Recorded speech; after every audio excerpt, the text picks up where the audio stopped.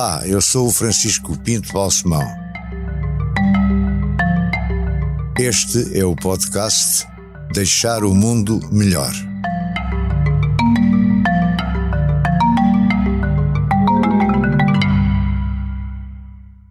Leonor Beleza, cada vez mais bela, mais jovem. Sente-se realizada ao fim destes anos todos da sua vida? Sinto-me confortável. Qual é a diferença entre confortável e realizada? Há mais para fazer? Não fez tudo? Não, a gente nunca fez tudo. Ou pelo menos achamos. Por um lado temos esperança de ainda ter tempo para fazer mais algumas coisas. Sim.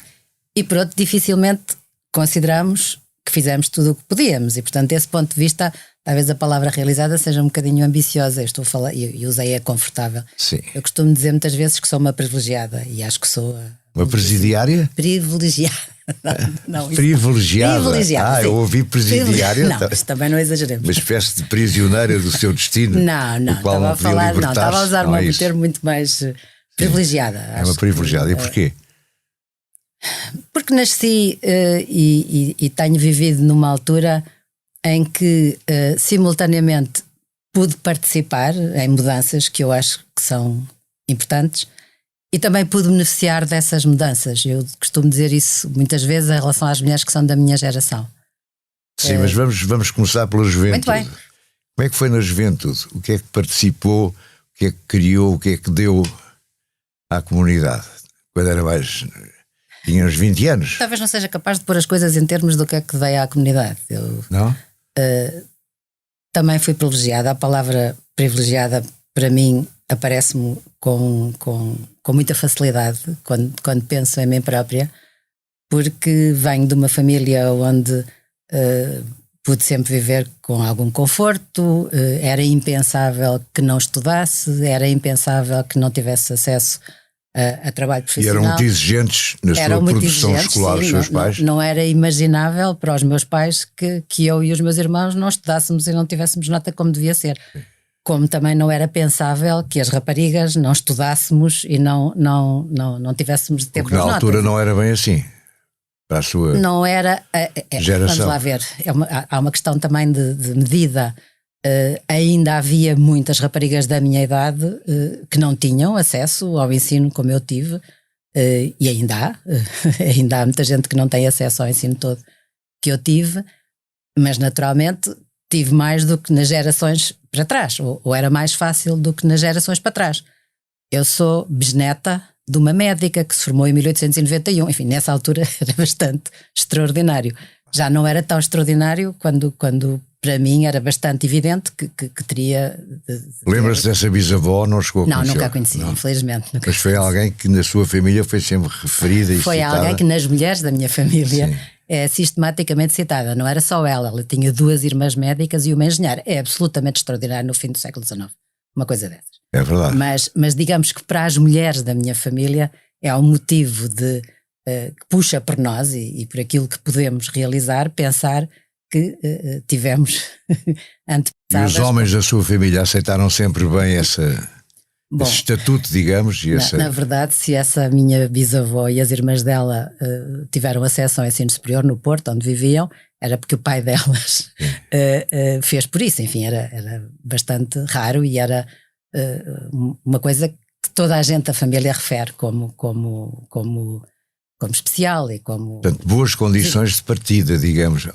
À partida, boas condições. Para mim era evidente. Para mim era evidente que eu estudaria, que eu me formaria na universidade e que eu trabalharia. Pronto. Isto tornou ambiciosa desde o princípio. De certa maneira, eu acho que a ambição também não é só isso, digamos, a ideia de que cada um de nós tem de fazer o melhor possível e tem de se esforçar para fazer o melhor possível, é uma coisa que eu recebi de várias maneiras. E não é um defeito. Não é um defeito, não. Eu estou a referir como uma coisa positiva. Não me era fácil não fazer coisa nenhuma ou não estudar. E tornou-a competitiva também. Eu acho que a competição... De ter melhores notas que os rapazes ou que as outras raparigas, etc. Eu acho que fazia o melhor que podia, mas que a ideia de competição nunca foi muito uma coisa que me caracterizasse. E eu acho que isso tem a ver com muitas circunstâncias da vida de cada um.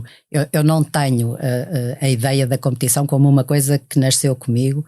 É uma coisa em que eu tive que pensar a certa altura da minha vida, quando percebi que cada um de nós tinha de fazer por fazer melhor e às vezes teria de ser comparado com outros. Acho que aprendi mais isso na política do que propriamente na minha vida de ensino, de liceu. E este conceito de fazer melhor, de deixar o mundo melhor, é algo que sempre impressionou, sempre foi importante para si, sempre foi uma prioridade para si. Sempre foi importante para mim usar as minhas capacidades ou os meus talentos, para fazer referência a uma expressão que tem muita importância para mim. Isso sempre foi importante. A ideia de eu fazer o mundo melhor, eu não seria capaz de dizer de mim própria se consegui isso ou não conseguia. Acho que o mundo me foi ajudando a ser eu própria melhor, ou foi fazendo que tive, outra vez, o privilégio de em várias circunstâncias contar com a possibilidade, com fatores que me empurraram para fazer coisas, para conseguir chegar a certas situações em que pude fazer coisas. E isso foi um privilégio. Repito, não é necessariamente repartido da mesma maneira que toda a gente, e nem toda a gente tem circunstâncias na vida em que essas coisas podem acontecer. Mas tornou-a competitiva. Desde sempre. Eu acho que, repito, a ideia da competição eu acho que só aprendi mais tarde na vida, quando percebi que em torno de mim isso era uma coisa muito viva. Mas eu nunca participei bem da ideia de que o meu objetivo era ser melhor que os outros ou conseguir que as coisas que os outros não conseguiam. No liceu conheceu pessoas muito diferentes do que aquelas que tinha conhecido até aí, na instrução primária, etc. Sim. Abriu-se um universo. De certa maneira, sim. O liceu. Qual foi o seu liceu? Foi o Liceu Maria Amália Vaz de Carvalho, portanto, hoje a Escola Maria Amália, que era, enfim, era um lugar de educação de elite na altura em que eu andei no liceu. Um lugar elitista? Era um lugar elitista, e mesmo dentro do liceu, as alunas com notas mais elevadas ficavam em turmas especiais, e portanto havia um certo culto das boas notas, de conseguir ir para o 4 Havia um classismo, de certa maneira. Como? Havia um classismo. De certa a classe maneira. Dos muito bons, a classe dos bons, a classe dos suficientes. Sim, de certa maneira sim, porque as turmas As, que era como na altura... E a sua classe qual era? Era A, pronto. Era a turma A era a turma das alunas que tinham melhores notas, e portanto de certa maneira havia alguma diferença e digamos, éramos empurradas também para conseguir melhores resultados. Sim. E nessa altura, até acabar o liceu, lembra-se de algumas coisas que tenha contribuído para melhorar a vida no liceu, para tomarem iniciativas, para avançarem com ideias novas, políticas, enfim, no sentido muito lato da palavra nessa altura? A política não era exatamente aquilo. Eu fiz o liceu antes do 25 de Abril, eu tinha 25 anos quando foi o 25 de Abril. Havia naturalmente coisas em que participávamos e que tinham a ver com coisas de caráter social, e portanto isso existia, sim, e eu participava com os meus colegas nisso, sim. E depois escolhe Direito porquê? Há uma parte, para mim a escolha do Direito não foi uma coisa complicada. Direito era o curso que tinham os meus pais, e portanto eu provenho de uma família de juristas e de professores de Direito. O meu pai e o meu avô eram professores de Direito.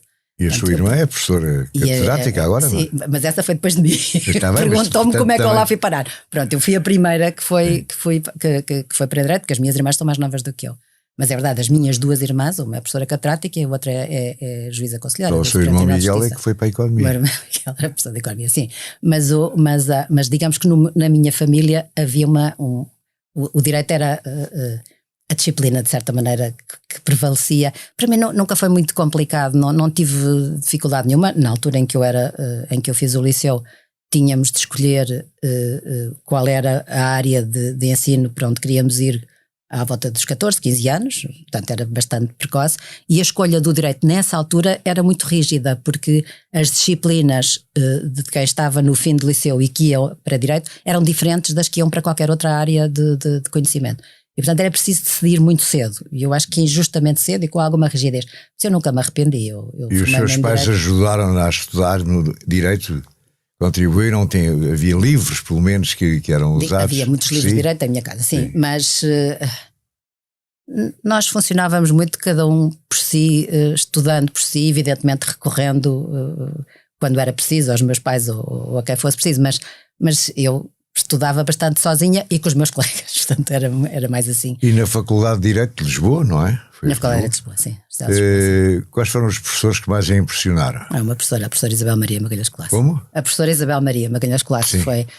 Tive muitos professores que me impressionaram, também não foi só ela, mas ela, de uma maneira especial, era a única mulher na altura doutorada em Direito que existia em Portugal. Também no meu tempo. Ainda foi. E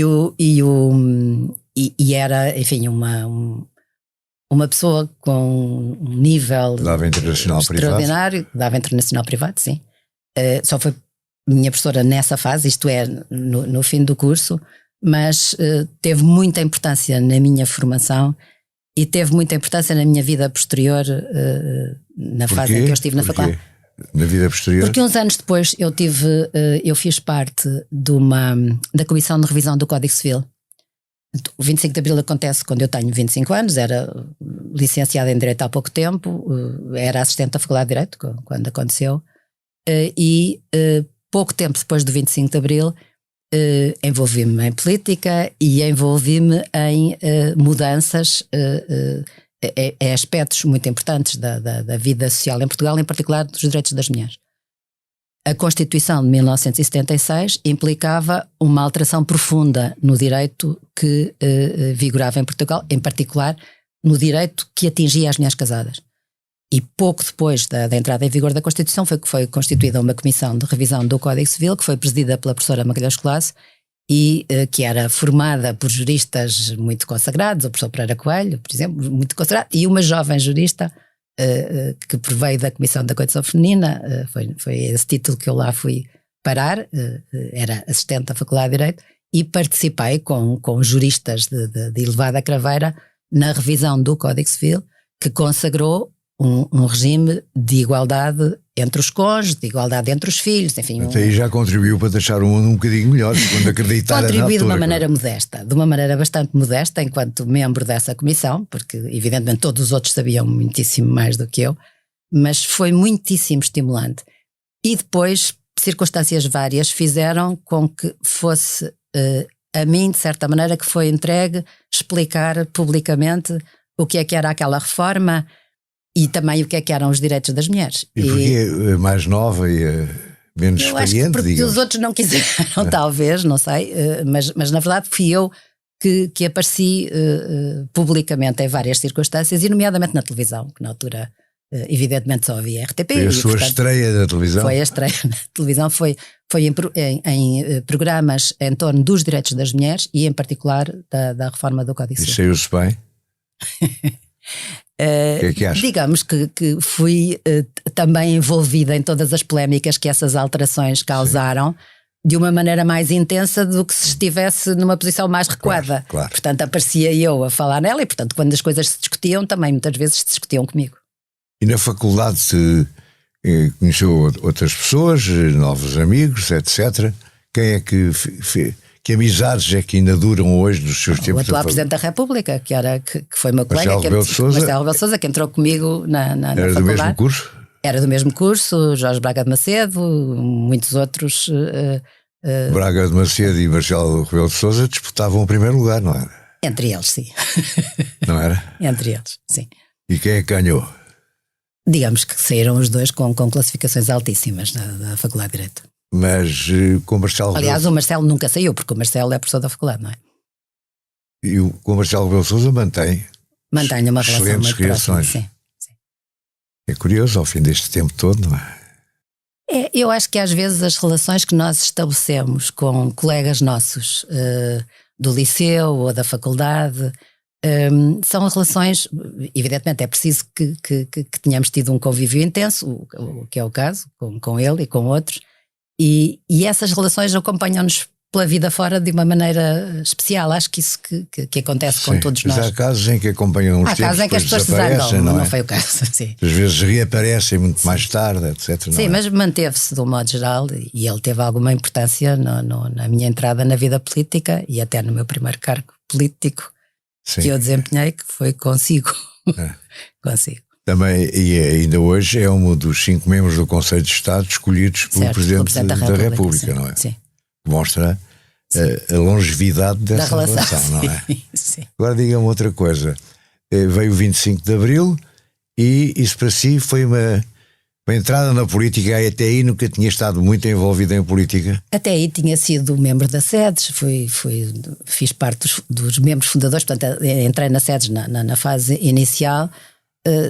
Digamos que participava em discussões que envolviam questões políticas, mas não tive uma atividade política ativa, só se podia ter naquela altura na clandestinidade. E portanto aparece o 25 de Abril e qual é o seu percurso imediato?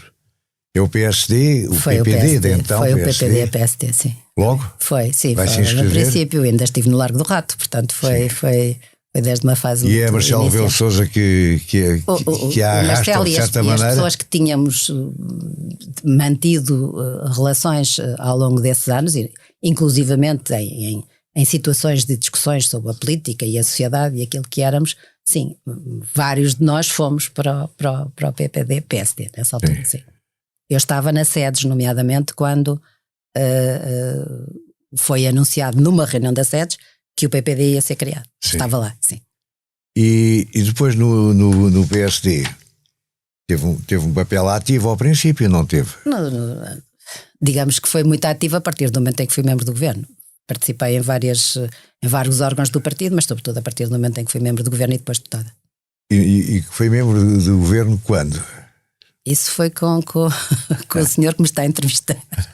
Portanto, a primeira vez foi em 1982, que fui secretário de Estado da Presidência do Conselho, quando era primeiro-ministro.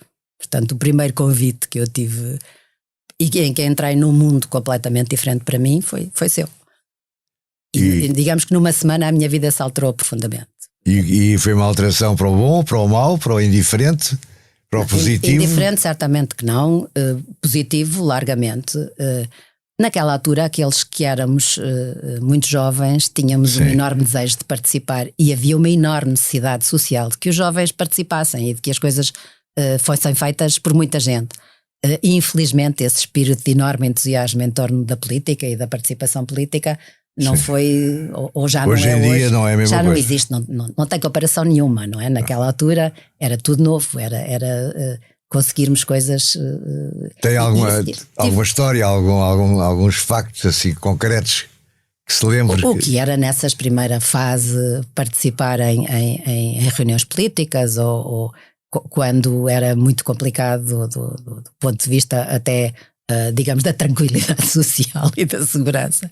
E em comícios também participou? Fez discursos? Sim, eu fiz um discurso, eu falei no primeiro comício do PPD-PSD no Pavilhão dos Desportos em 74. Lembra-se ainda desse discurso? Lembro, era sobre os direitos das mulheres. Foi bom? Foi o Dr. Francisco Sá Carneiro que me disse que falasse sobre os direitos das mulheres, deu-me enorme satisfação. Foi uma coisa muito especial, como eu acho que eu tinha na altura. Foi. Então aí contribuiu para deixar o mundo daquela altura um pouco melhor também, não? Contribuiu pelo menos para trazer as questões dos direitos das mulheres para a discussão política ao nível, enfim, mais elevado. Quem está a ouvir, se calhar pensa que a Leonor é uma especialista em direitos das mulheres. Não é bem. Será, talvez, mas não é. Digamos que eu tive uma não fase. Não afunilou por aí. Eu tive uma fase da minha vida em que trabalhei profissionalmente em direitos das mulheres. Portanto, eu entre 75 e 82 estava na Comissão da Condição Feminina e, portanto, trabalhava profissionalmente, não era só o interesse pelas questões, era profissionalmente aquilo que eu também fazia e portanto eu, digamos, deixei de trabalhar diretamente nessas questões a partir de 82, justamente da altura em que entrei para o governo, mas mantive-me muitíssimo interessada nelas e a participar em tudo aquilo a que tive de alguma maneira acesso. E a sua experiência no meu governo? Foi uma experiência muito extraordinária, porque eu vinha, digamos, de uma relativa tranquilidade e calma como funcionária pública e assistente universitária, enfim. Relativa inocência, pode ser uma relativa inocência ou não? Perdi um bocadinho, sim. Perdi naquelas primeiras semanas em que de repente estava junto do primeiro-ministro, dos ministros, dos secretários de Estado. Foram umas semanas um bocadinho especiais. E como talvez se recorde, uma das coisas que me deu uma particular satisfação foi que pela primeira vez uma mulher membro do governo foi nomeada no feminino. Portanto, na altura, com a sua aquiescência, foi pedido ao Presidente da República, Ramalhantes, que me nomeasse como secretária de Estado e não como secretário de Estado, como tinha acontecido até ali. Bom, e isso é uma vitória na altura. Foi. Foi. Eu acho que hoje as mulheres que são membros do governo nem sonham que para trás foi preciso obter essa pequena vitória. E depois, como é que vai chegar mais tarde a Ministra da Saúde? Pronto, isso depois foi um percurso que ocorreu quando eu entrei para o governo, naquele tempo, os governos eram razoavelmente instáveis, como sabemos, era uma fase bem diferente. Portanto, a ideia que se tinha era que por uns tempos faremos isso e logo voltaremos. Depois logo se vê. Logo se vê. Voltaremos à vida normal. Na verdade, vida normal é uma expressão idiota, mas pronto, à vida fora, digamos, do ambiente político. Quando eu fui secretário de Estado de Presidência do Conselho, muitas vezes funcionei como porta-voz do governo, porque era normal, e isso evidentemente atira um jovem ou uma jovem para uma visibilidade que não tinha para trás. Depois disso fui secretário de Estado da Segurança Social no governo do Bloco Central. Foi talvez a experiência política para mim mais só com lados positivos. Eu não estou a falar da envolvente política do governo do Bloco Central, que era muito particular e difícil. Estou a falar da segurança social e daquilo que na segurança social se faz em Portugal. Do contacto muito vivo, muito real com as pessoas, com as instituições, incluindo as instituições da sociedade civil, porque na segurança social há um enorme recurso a instituições da sociedade civil para conseguir obter ganhos em relação à vida das pessoas. Por outro lado, a segurança social está no país inteiro, diretamente no país inteiro, portanto isso permitiu-me um conhecimento e envolver-me na situação real das pessoas, numa fase de intervenção do Fundo Monetário Internacional, portanto, numa das fases mais difíceis que Portugal conheceu até hoje, entre 83 e 85, foi a fase em que eu estive nessas funções.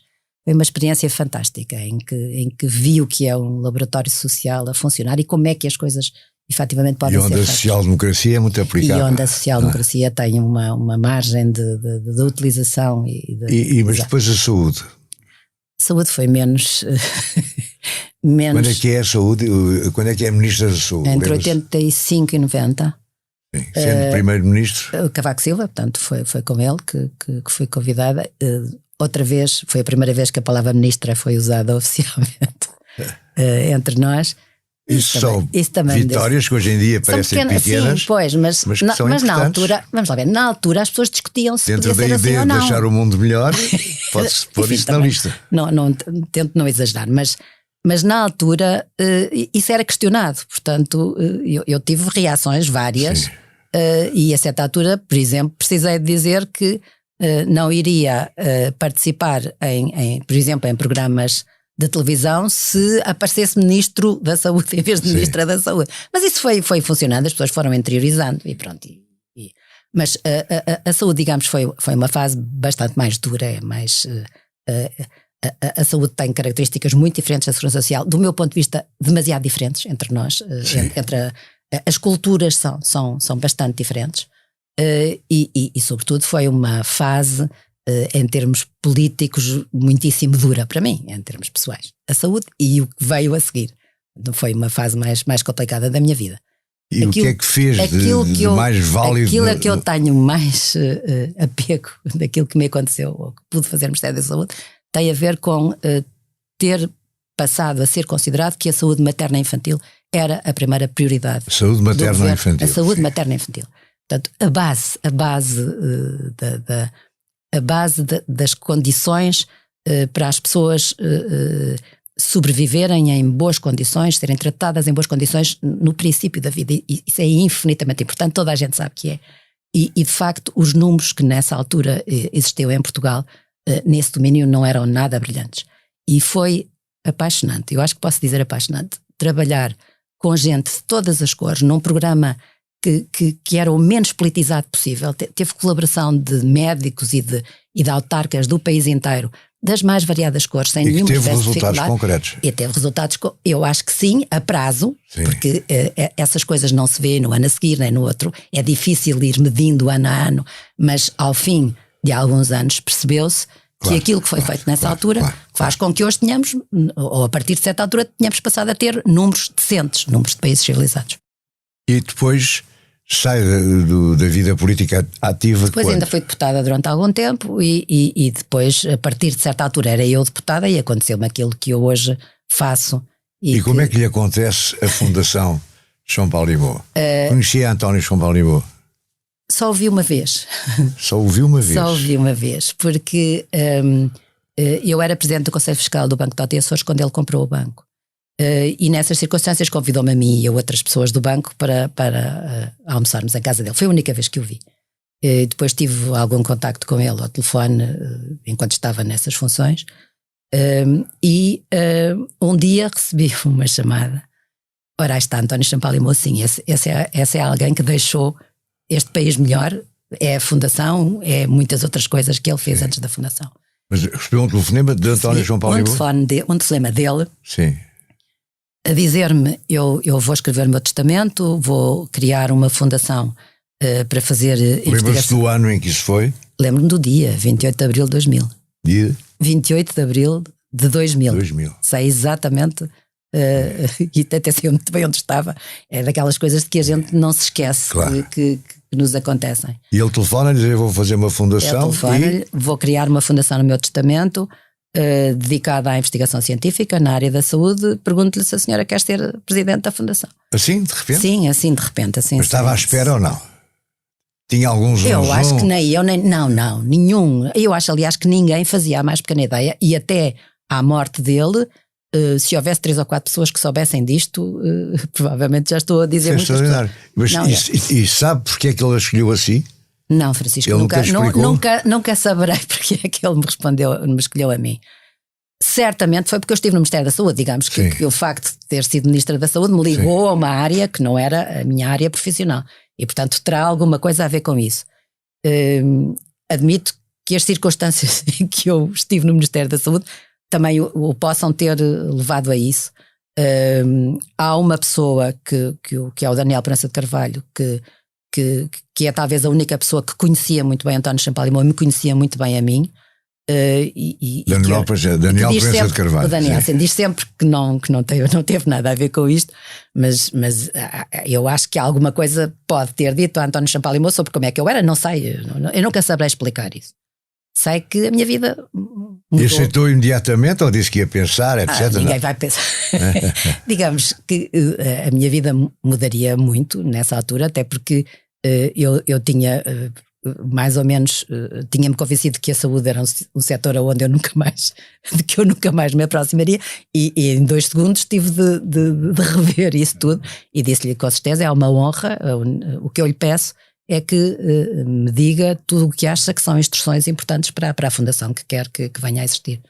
E a Fundação arranca quando, exatamente? Em 2004, quando António Champalimaud morre em 2004, e quando é aberto o testamento, compreende-se o que é que estava a acontecer. Sim.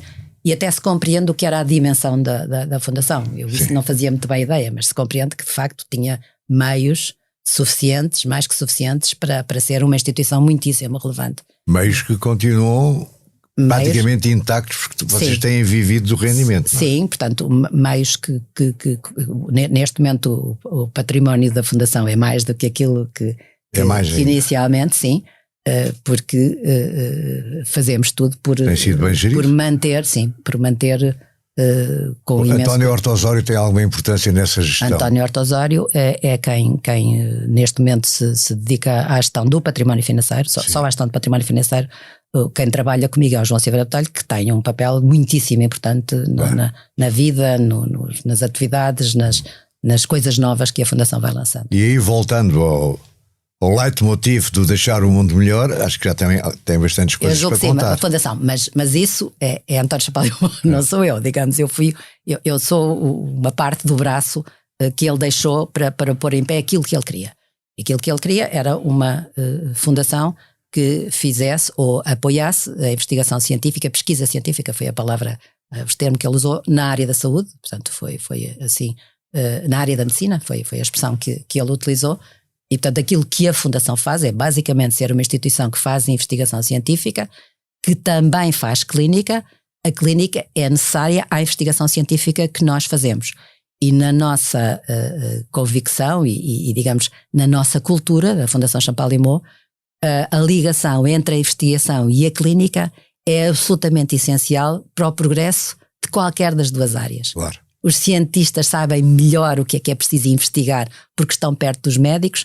Os médicos sabem melhor o que fazem porque são incentivados a fazer investigação e porque dão também aos cientistas o feedback sobre aquilo que é preciso fazer e recolhem os benefícios daquilo que os investigadores fazem. Esta ligação, que é muito rara uma instituição ter como objetivo ou ter como traço identitário fundamental esta ligação, ligação, do meu ponto de vista, é muito importante para o progresso da... E diga uma coisa, tudo o que a Fundação Champalimau já conseguiu até agora, quais serão as 2 ou 3 coisas mais importantes para si, em concreto?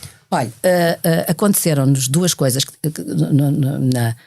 têm a ver com rankings que nos foram atribuídos, sem nós sequer termos compreendido isso. A certa altura, uma revista importante científica que se chama The Scientist, americana, considerou que a Fundação Champalimau era o sítio fora dos Estados Unidos com melhores condições para os pós-docs, isto é, os doutorados, fazerem investigação. Qualquer investigação ou em alguma área especializada? Em qualquer área. Portanto, a Fundação Champalimau tinha condições melhores do que a generalidade das instituições para que os pós-docs pudessem fazer a investigação. Nós não fazíamos a mais pequena ideia de que este ranking sequer estava a ser constituído e para nós isso foi importante.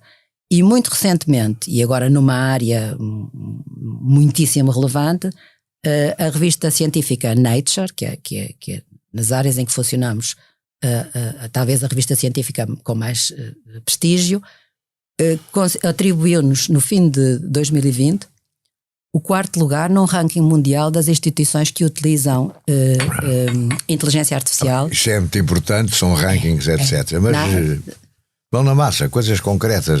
Mão na massa, temos determinados domínios que privilegiamos, por exemplo, a radioterapia. Portanto, a radioterapia é uma das modalidades com que se tratam o cancro. Nós temos uma equipa de radioterapia que está absolutamente na vanguarda daquilo que se faz em qualquer sítio do mundo, nomeadamente substituindo os tratamentos tradicionais de radioterapia que se faziam em várias dezenas de tratamentos, obrigando as pessoas a ir durante um período muito longo fazer estes tratamentos, por tratamentos que podem ser feitos de uma vez só, a que chamam a single dose, ou num número muito limitado de tratamentos, constituindo um tratamento que é feito em ambulatório, as pessoas saem pelo seu pé e que em muitos casos substitui até cirurgias. Isso é muito importante. É uma das coisas de que nos orgulhamos mais na Fundação Champalimau. Tem feito coisas em conjunto com as outras fundações, aliás todas elas presididas por mulheres, como é o caso de Serralves ou de Gulbenkian. Sim, temos uma... Dão-se bem ou as mulheres... Damos bem. Com a Isabel Mota e com a Ana Pinho dá-se bem? Damos bem, não é as mulheres que se dão bem, é as fundações, nomeadamente a Fundação Gulbenkian, com quem temos sempre tivemos. A Fundação Gulbenkian, na nossa primeira fase, acolheu o nosso programa de neurociências. Portanto, foi aí que nascemos. Deixar o mundo melhor tem o patrocínio da Hyundai. Juntos avançamos para uma mobilidade mais sustentável. Porque o que move a Hyundai hoje é garantir um mundo melhor às gerações de amanhã. Hyundai. Mudamos o futuro. Uma última pergunta, que já estamos a fugir do tempo. Muito bem. Tem filhos, não é? Tem a Mariana, sim. Tem o Miguel, não? Sim. E o que é que aspira para eles? Para eles poderem também, à maneira deles, com a sua personalidade, contribuírem para deixar o mundo deles tem melhor. Filhos e netos. Aspiro a que tenham ocasião de se realizarem enquanto pessoas e já agora de contribuírem para que sejamos todos um bocadinho melhores. E quer que eles vão para a direita ou não? Nenhum deles foi para a direita. Não? Não tenho nenhum descendente que tenha ido para a direita. Muito obrigado, Leonor. Foi muito interessante. Obrigada eu. Tive muito gosto. Obrigada. Deixar o Mundo Melhor é um podcast de Francisco Pinto Balsemão com música original de Luís Tinoco. A sonoplastia de Joana Beleza e João Luís Amorim. O vídeo e a edição de José Seduvim Pinto, Carlos Paes e Ruben Tiago Pereira. Transcrição de Joana Henriques e apoio à edição de Manuela Goxa Soares. Imagem gráfica de Marco Grieco. Produção de Margarida Gil.